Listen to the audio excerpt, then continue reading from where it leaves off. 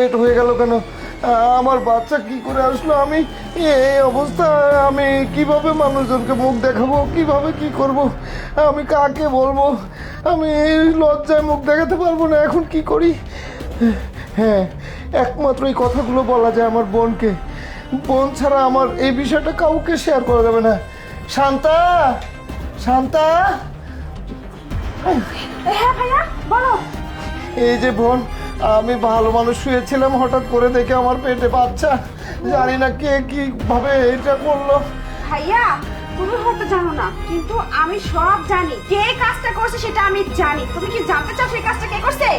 ভাবি করছে। ভাবি মানে তোমার বউ।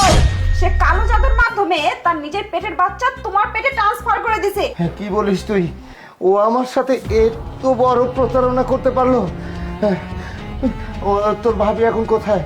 ভাবি পাশের রুমেই আছে। তুমি যাবে? চলো। কি করতেছো? যা করতেছে করছে, তুমি যাও।